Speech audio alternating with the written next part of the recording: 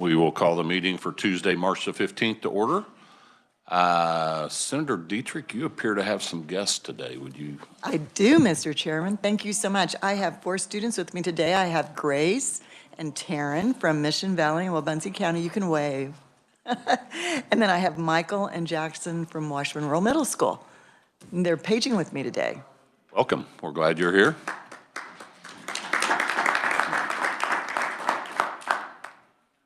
Are you skipping school or are you wasting a day of spring break? Perfect. Okay, committee, we will open the hearing on House Bill 2481. David, would you give us an overview?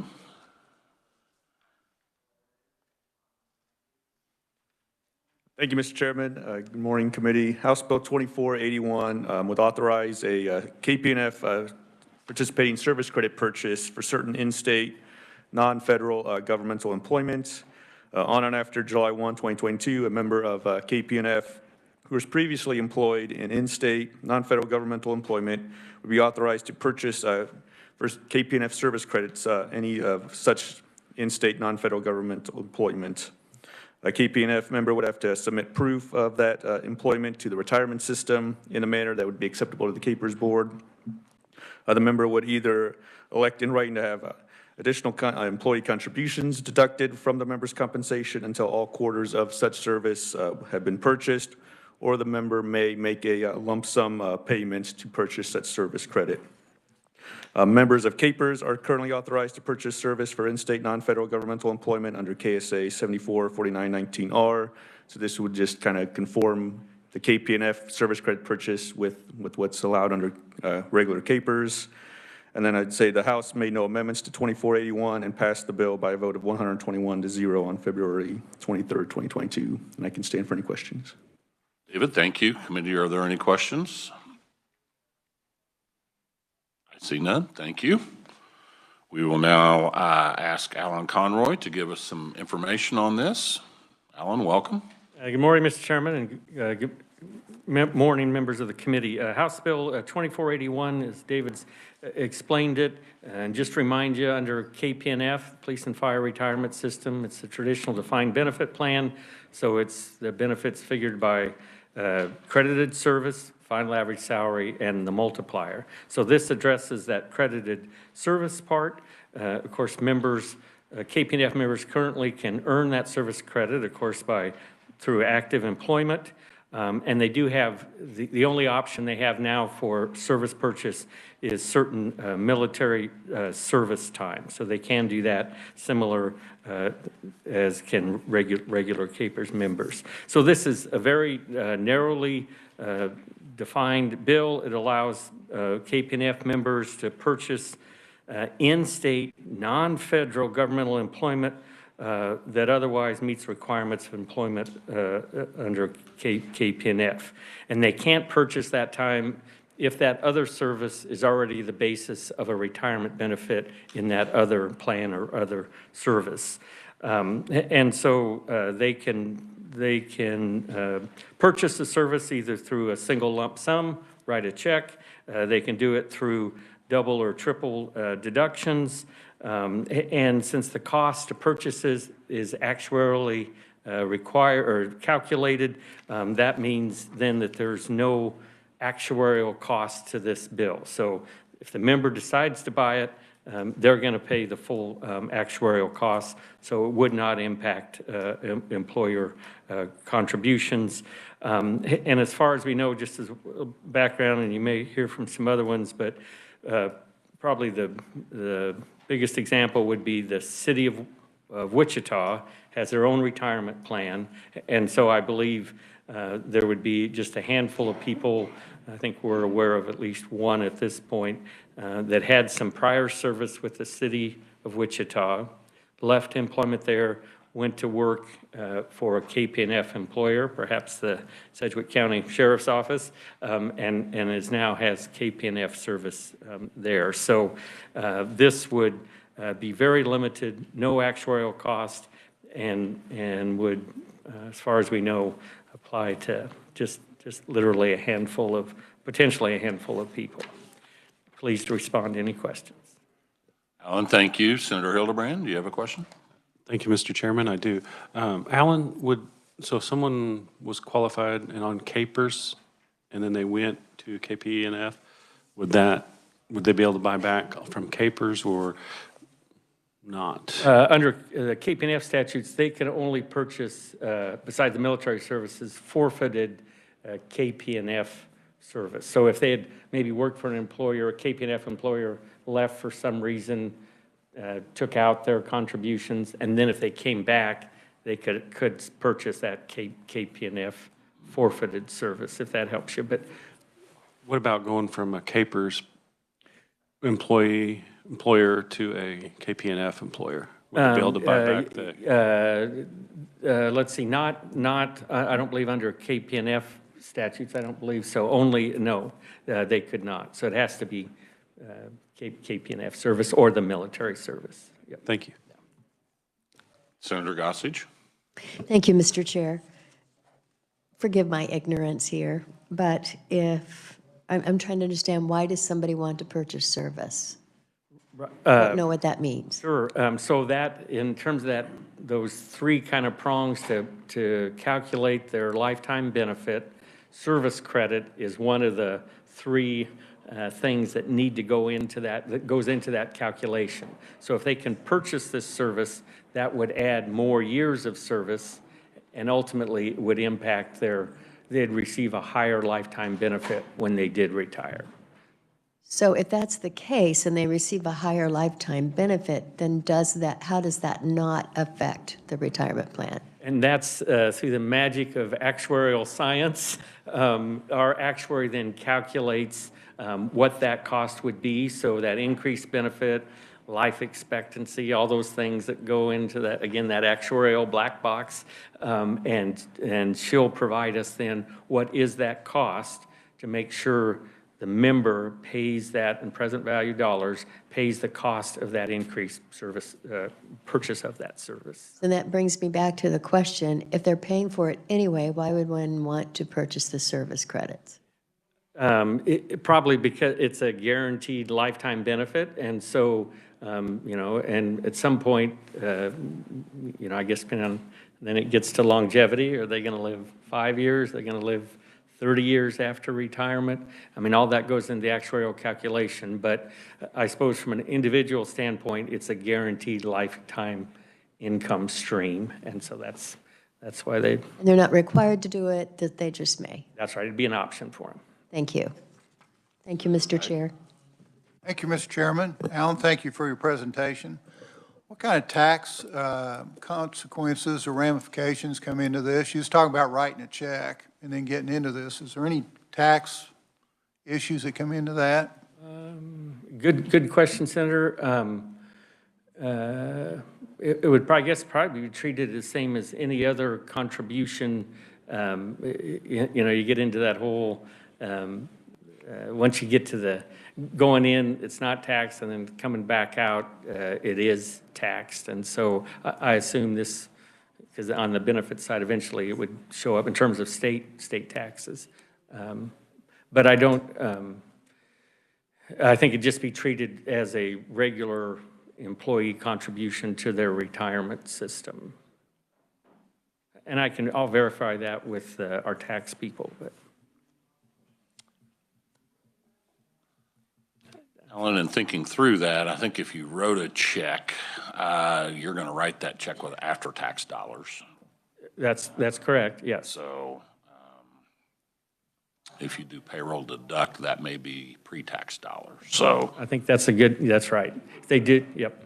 probably depend on how you were going to purchase that credit and how you were going to pay for it. That is correct, and that's a good point, because then again, they have the option to do double or triple deductions, and that's right, and that'd be on a pre-tax basis. Senator Pittman? Well, just two questions. You have to be a member of KPNF to do this, right? Correct? Okay. And then I think I've got the answer, but I just want to be absolutely clear. If I'm a CAPERS corrections officer, a lot of those in my community, and they go into KPNF, they've only got, say, 10 years they could buy the 5 years. It's not a conversion program from another retirement program, right? That's correct. It's not a conversion, that's right, because it was prior service in another retirement system, and that retirement system is still ongoing and still functioning separately. Totally separate. Yes. This has nothing to do with that transition. It's strictly if I have to get to that 15-year mark in the KPNF and I'm not quite there, 5 years, I can buy into it. Well, in this case, these years do not help a person to vest. They do help in terms of a benefit, of course, as we were just talking about, but not with the vesting part. Thank you for the clarification. Yep. Senator Dietrich? Thank you, Mr. Chair. Thank you, Alan. Do we have the opportunity, if someone wants to buy service credit, say they're a school board member into Capers, and they want to buy that service, of having a payroll deduction option? Yes, they do. That is an option. Has it always been an option? I believe so. recently. I think it's been in place for quite a while. Thank you. I just wasn't familiar with that piece. I thought it was just a one-time contribution to buy back that service. Senator Olson? Yeah, I think when I got here, you could buy years in, and you could do it either in a lump sum, you could roll it over from another pension, or you could do a payroll. And if you do it through a payroll, a lot of times, like if you're buying 5 years in, you're going to double up your payments. So you would file that on your Schedule S if you're having to take out of your payroll, and you're going to be taxed on that because then it's an add-in on your K-40. The other way, if you already had it in another retirement plan, you've already deferred that tax portion. But if you then just wrote a check, you've already paid the taxes on that money. And so, Yep, good point. Senator Gossage? Thank you. Something that Senator Diedrich said prompted another question. And I had read this in Dennis Phillips' testimony, and perhaps I need to ask him, but thought I would start with you. It mentions that Capers members can also buy back in-state non-federal time. So say someone had been a teacher years ago, took their money out of Capers, they had 5 years in or whatever. They buy back into the Capers program if they're back in now? Yes, they may. And regular Capers members there's kind of a long list. Any prior service, if it's withdrawn, they can always purchase that. Out-of-state teaching service, Peace Corps service. There's a whole list of at least opportunities for people, if they want to purchase some type of outside service experience and apply it to Capers. And again, they pay the actual cost for that. Interesting. Thank you very much, Mr. Chair. Additional questions of Alan? Seeing none, thank you. We will now turn our attention to the proponents. First up is Ed Klump with the Associations of Chief of Police, Sheriffs, and Kansas Peace Officers. Thank you, Mr. Chairman, committee members. My name is Ed Klump, and the three associations the chair just listed. This is a bill that we requested, came to our attention from a member of a KPNF agency that had transferred from Wichita PD.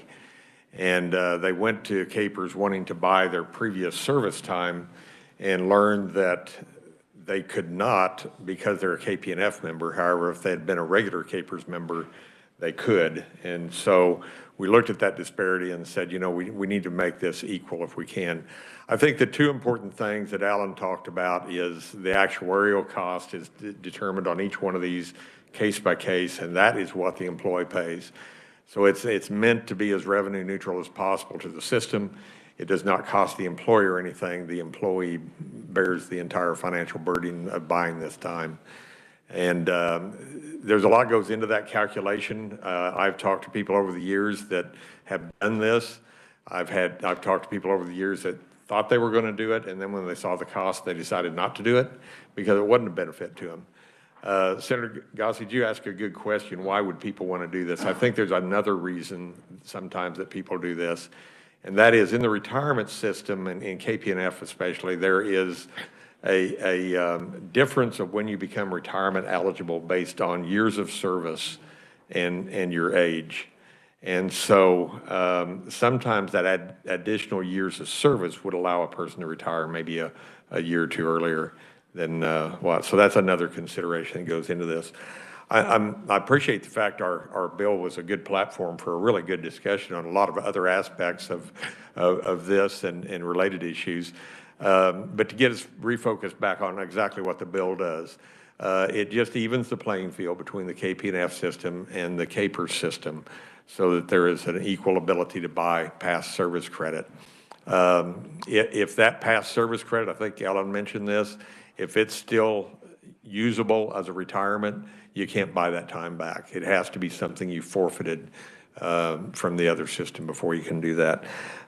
We think this is a good bill to equal these out and give the KP&F employees the same opportunities that the regular KPERS employees have to buy this back. It's a pretty simple concept. I hate to say simple in this building, and nothing ever is, but I think it's pretty easy to understand why it's important to us. And Mr. Chairman, I'll stand for questions. Thank you very much. Committee, are there questions of Ed? I see none. Thank you. Thank you. We will now turn our attention to Dennis Phillips, representing the Kansas State Council of Firefighters. Welcome, Dennis. Good morning, committee, Mr. Chairman. Thank you for coming for you. I'm just going to kind of agree with what Ed said. This is just a bill to make the playing field fair for both sides.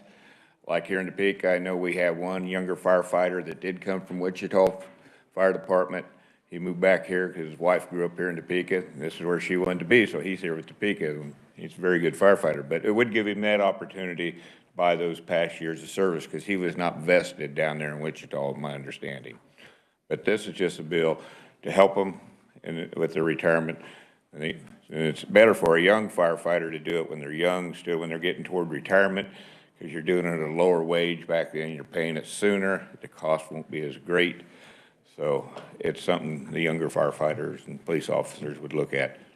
I'd stand for questions. Dennis, thank you. Committee, are there questions? I see none. Thank you. Thank you. I will call your attention to proponent written-only testimony from Robert Ashens with the Olathe Police Department and Casey Slaughter with the Kansas State Lodge of Fraternal Order of Police. Is there anyone else who would like to testify as a proponent on the bill? Are there any neutrals? Any opposition? Seeing none, we will close the hearing on House Bill 2481.